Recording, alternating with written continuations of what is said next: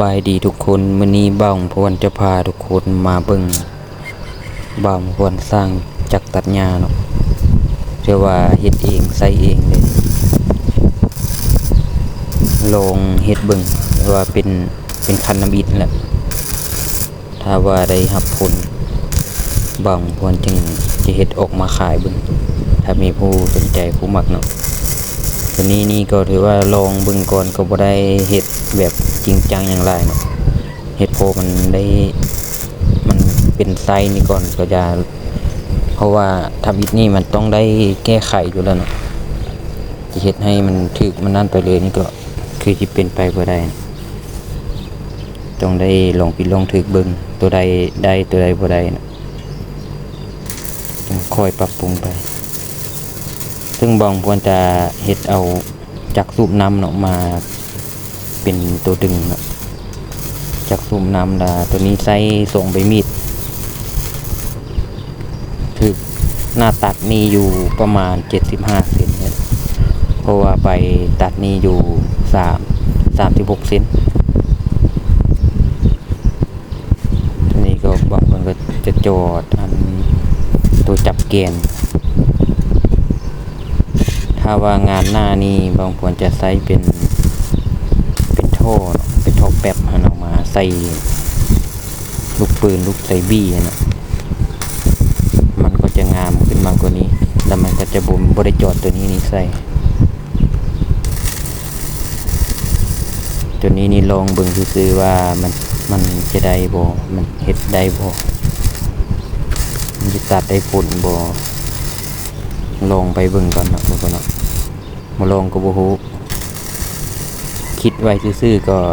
บ่เกิดจากเทื่อน่ะลงมือเฮ็ดเลยเนี่ยเฮ็ดเองใส่เองนะ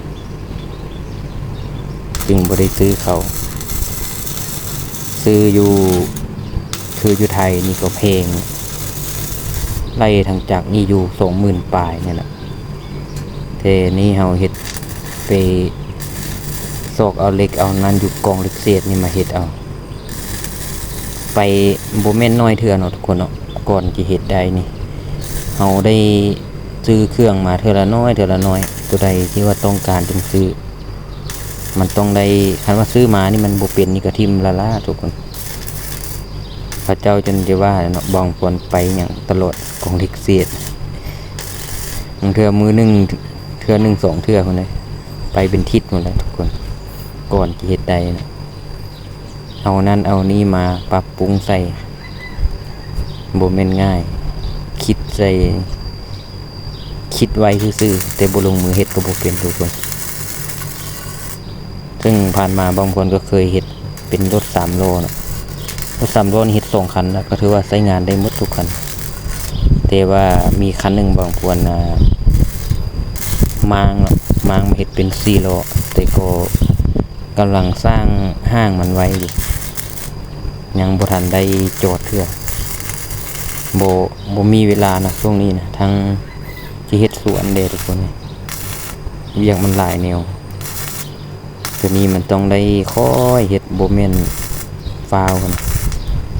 ต้องได้คิดได้นั้นใส่เทื่อน้อยได้ค่อยวางแผนไปถ้าเฮ็ดสุดหน้านี้บ่าวพวนว่าจะเฮ็ดเป็นแบบนั่งขับเอาเฮ็ดแบบนั่งขับนี่มันก็บ่ได้ยากหยังหลายเนาะถ้าว่าเฮาไปซื้อเผามาแล้วมีงบซื้อเผาแล้วก็มันขาดนี่แม่นหงกึ่งนั่นแหละถ้ามีหงกึ่งนี่ก็สบายแล้วลองเบิ่งทางหน้าเนาะมีงบอาจจะจัดฝากติดตามไว้ทุกคนเดี๋ยวบ่าวพวนจะเอามารีวิวให้เบิ่งบัดมันแล้วเนาะเอามาตัดให้เบิ่งว่ามันจะได้ผลบ่มันจะเฮ็ดมันจะตัดละเอียดส่ำใดนะ